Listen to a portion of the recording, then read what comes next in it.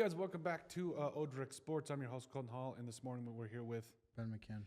really good week of football if you're a Spartans fan, as well as a couple of other teams, but we'll get into it here. So just kind of bringing you guys our, I want to say this is what, week 4, week 5 football recap? Yeah, and Patriot fans, if you're out there, good week for us. It's not much better for Vikings fans. Let me just put it that way. Patriots won. Oh, they did? Yeah, they beat the Bills. Oh, wow. Yeah. Look at you guys. I'm proud of you. That's good. Look at you, Mr. Sports. Don't even know that. I missed I completely forgot about the Sunday night game. I've turned off everything after the Vikings, the way they've been playing lately. But anyway, so let's just go do a quick recap, then we'll get to Spearfish. So Winnebago taking down Little Wound 64-14. Omaha Nation beating Coral Creek 50-0. Gayville falling to Sioux Falls Lutheran 14-36. Pierre losing to O'Gorman 27-23. I wouldn't read into that game. I'm not. No, it's a what, a AAA school? Yeah, O'Gorman could be. There's always rumor like O'Gorman. I know O'Gorman petitions up. So. Yeah. So there's that. So Sioux Falls, Washington, taking it to Rapid City Central 41-2. Central's improving, but this is it is something where it's just when you're building a new program and everything, or when you're building it with a new coach, it is something that does take some time. Lee Deadwood falling to Mobridge Pollock 18-15. Deadwood's they're competitive though. I will give them that. They're scrappy. Yep. Phillip beating Hill City in a thriller 44-43. Shout out to Ryan Jorgensen, my man, and his team getting it done out there. Sioux Falls Jefferson beating Rapid City Stevens 58-0. Spearfish beating Watertown 23-12. We'll get into that in just a moment. Mm-hmm. Also, Wall versus Jones County. Wall Eagles all over Jones County 50-0. Hot Springs beating Custer 51-7. Huron over Douglas 47-0. Also Timberlake over Lemon McIntosh 46-28. Sully Buttes over Faith 50-0. Viborg Hurley over Chester 58-6. Rapid City Christian beating Dakota Tech 69-0. T area over Brookings 20-0. That to me that's kind of impressive. But also Sturgis Brown upsetting Yankton 27-21. Said it a million times. Like double A is up in the air, and I didn't believe that at the beginning. You guys, I didn't believe that, but I do. I think there's definitely a separation there. Like probably 4 or 5 teams, 5 teams in. Yep. And it's not easy to have that bus ride and get off and try to play football. It's not. It does wear on you. You yeah. can't say that it doesn't. That's a 6-hour bus ride for those Yankton kids. Yeah. And I'm not making any excuses. The Sturgis team's a very good team. Like Klutsky's got them going. Yes. And that group of kids they're motivated. They want to play.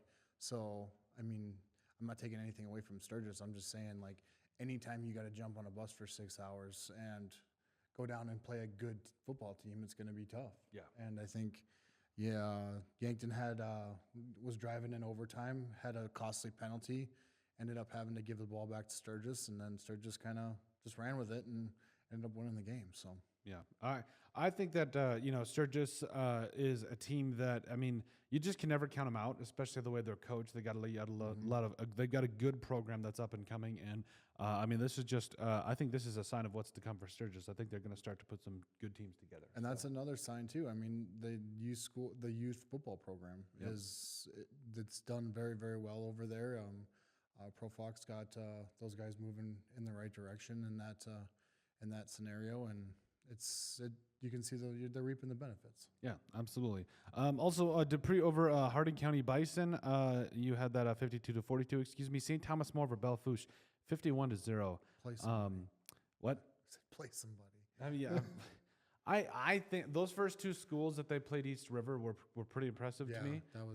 After that, I will concede that yes, they have recently, and I even talked to the AD over there this last week after we did a game for Spearfish, and I think that I think it was Ryan Neeson, I think that's his name, but anyway, Ryan, he's awesome. But anyway, point is that he even admitted, he's like, yeah, we've played pretty well, but we really want to see what we do against the East River school. So I think that is going to be something that you're just going to watch the rest of the year. They're in a tough spot. They're a good school, and I'm not taking anything away from them, but there's no real competition out here unless you bump up to play the Sturgises or Spearfishes, which I think ultimately it might be too big of a jump. Yeah. Also, Brandon Valley beating Lincoln 35-30. I mean, this was a good game. I mean, Brandon Valley showing why they're the number 2 seed right now, or why they deserve to be the number 2 seed rather. And I think that's going to be very telling as we head into later in the playoffs Lincoln here. ranked? I think Lincoln was ranked. They were in that pack. I'm not sure the exact ranking, but I know that they were right up there. So Who was 1? I thought it was Lincoln. I don't know. But it might have been, yeah. And that might have dropped after this. But I mean, the Lincoln and Brandon Valley, like those, those. Well, and that's the same thing. Lincoln, Brandon Valley, Jefferson, Harrisburg. Yeah, that's going to be it. Yeah. Parkston, hey, beating Platte Geddes 28-0. Platte Geddes is a good team. Yeah, Geddes is PG is pretty good. Also, Aberdeen Central beating up on Mitchell 28-13. Interesting. We've said it from the beginning. Like Aberdeen Central is not a team that you gawk at. They can absolutely get it done against you. They're scrappy, just like Watertown scrap. Like yes, all these AA teams are. It's anybody's game this year. Yeah. Also, Kimball White Lake over Stanley County 49-16. That's honestly more of an indication of how KWL is, how good they are. Loyola Frederick 38-8 over Northwestern Area. Esteline Hendricks over Dubrook 54-0. Dakota Valley over Beersford 17-14. Arlington falling to Iroquois Lake Preston 38-8. And then also Elk Point Jefferson beating Wagner 48-0. Wow. I was not expecting that. Well, it depends. Like, we got to be able to look at stats. There's a lot of intangibles there. There might be. There's a couple. Wagner loses a couple players. It's rough. But that's true. Yeah, good. I'm not taking anything away from Elk Point. They've always had good athletes. So yeah, absolutely. Winner losing to Mount Vernon and Plankinton. I don't know what's going on over there. I think they're honestly, from what I've seen, it's a bunch of young kids that. I mean, I'm just going to call it what it is. They're getting their teeth kicked in this year, but they're going to come back next year. And I think from that experience, having an entire off season to, let's just say eat and get back on it. But yeah, and also MVP is a good team. They have been. That's always been. I mean, they're a tough team. I don't want to say they're good this year. They've had some losses. Yeah, but they're definitely a tough team. I mean, you got like the Parksons and they're always going to play you hard. So well, the thing about MVP and the winter game, a lot of people don't know this, but that game usually is just an absolute slugfest. Like, I mean, just run the football and just pound it down the middle, and just whoever beats the other one up is going to win that game. And so that's always a really fun game. Also, Avon over Trip Delmont Armor Anti Central 60-6. Avon's probably going to win that whole thing. Warner over Redfield, 55-14. Also, Freeman Academy, 43-8 over Centerville. Ipswich beating Hitchcock-Tulare, 53-14. Elkton Lake Benton over Garrettson, 69-21. Kadoka just barely squeaking one out against Bennett County. Also, Wolsey Wessington. Sanborn Central, I believe, that they win 33-0 over Highmore Herald. Britton Heckler, the Braves, beating Waubay Summit 53-0. Harriet Selby over Gettysburg 38-12. Selby school is pretty good. They're consistent. Yeah, they are consistently doing pretty good. So McCook Central Montrose 35-18 over Bridgewater Emory. Ethan Madison over Tri-Valley 33-7. Sioux Falls Christian beating Vermilion 48-7. Go back to that. I just want to go back to Madison. Yeah, that's a school that wasn't really on the radar before. At the beginning of this year, they got some kids, and they're going to be good for the next 2 to 3 years. So keep an eye on the Madison Bulldogs. That's going to be something to watch here, either this year or next year. Absolutely. Faulkton over North Central 34-0. Scotland Menno over Cologne. My Cologne Cowboys, it's rough going right now. 56-0 over Cologne. Millbank over Webster, 22-8. Groton over Roncalli, 55-6. Yeah, I don't know what's going on with Roncalli. 58-18 versus for Florence Henry versus Wilmot. Florence Henry coming out with that victory. Sioux Falls, I believe that is Sioux Valley, excuse me. I apologize. 52-27 over Flandreau. Also, Chamberlain beating Parker 24-16. Chamberlain, they're back on it. And then Castlewood over Waverly South Shore 60-8. Clark Willow Lake over Dual 20-14. Lyman over New Underwood. This one kind of shocked me a little bit. 64-20. Howard over Hanson, 12-7. Lennox beating Canton 40-0. Also, D. Smet falling to Hamlin 41-6. Sorry, McKinley. Also, Del Rapids over West Central 21-20. Coleman That's a Egan, good game. yes, coming out on top of Oldman, Ramona, Rutland. Never heard of them before. Was the Del Rapids? No, that wasn't. That Del Rapids West Central game. That'll be a playoff game. Oh, yeah, definitely. I think so. So Oh, absolutely. That's actually a very telling game for later in the year. That's going to be close. Corsica Stickney over Sunshine Bible Academy, 52-0. Bonham, hey, 48-12 over Wolsey Wessington. They turned it on recently. I'll tell you what, the coach has got it figured out, and I'll be honest, I don't even know who the coach is at this point. It's not that they switched a lot of coaches; they've had the same coach forever, but he did just step down. I don't know who actually is coaching them. Now Google says that it is Tom Culver. Oh, I don't actually know Tom Culver. I know who Tom Culver is, so they're in good hands. Okay. They're in good hands. Taking over for Byron Pudwell. Does that sound correct? Yep. That sounds correct. He knows them all too. And he took over for Mr. Morrell, Russ Morrell.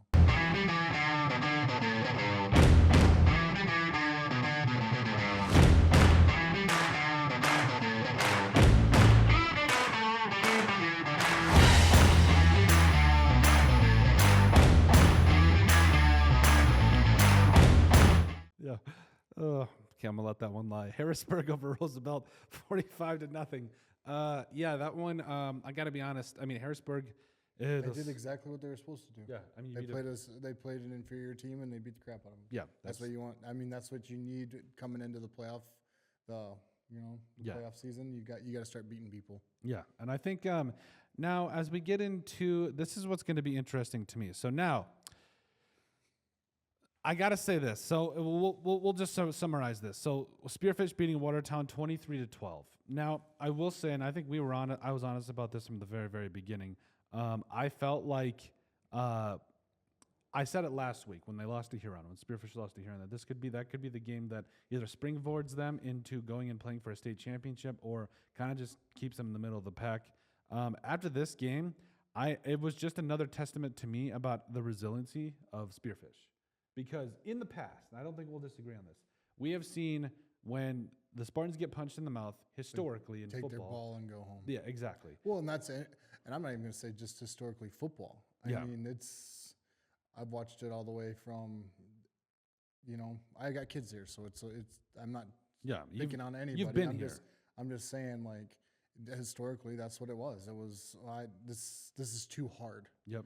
And Coach Teason is Mr. Wademan, and Coach Teason have changed that, and these guys are punching back. It's awesome. Yes, it is. Well, and I think too a part of it too is and we had talked about this as well about how Thomas Hughes and company. The big thing on this game to me was Thomas Hughes, to a degree by his standards, was quote unquote shut down. I don't necessarily. They contained him. They contained him, and they were. He didn't break one. He didn't. He had to lean on other people. Yeah. And actually, he leaned on his brother pretty hard. Yes. I believe Graham, Nick was out for this game. Graham Hughes came in and played himself a very good game. You also had, in my opinion, I think that we've seen Jack Coet played a very good defensive game. I mean, you talk about that fumble, that strip sack he had on. And the interception. Yeah. I think the interception was more impressive. I do just too. because I mean, that guy got up there. Yeah, it was a timing thing, and he played. That's something you see at a college level. Yeah. And I think that was, and that strip sack was impressive, even though I think he mentioned that he was supposed to be in coverage. Yeah. But who needs coverage when you're sacking the quarter? If you can get to him, you got to get to him, and that's what you teach your kids. Is sometimes you have to play by your gut, and he did on that play, and it worked. And ultimately, Lucas ended up recovering the fumble and bringing it back, and kind of sealed the game for the Spartans. Well, and I think too a part of it too is the fact that if you're gonna make a mistake, you make it full bore. Because I mean, I remember making that same mistake in college where I was kind of timid. I could have went and Scout team? Yeah. Actually, I think I was playing like third string, so it wasn't quote unquote scout team. It was during fall camp, almost scout, basically scout team. You better know what I got. So. But it was one of those things where when you have a quarterback rolling out and you're that linebacker that's supposed to stay in coverage, sometimes it's so hard to not just go.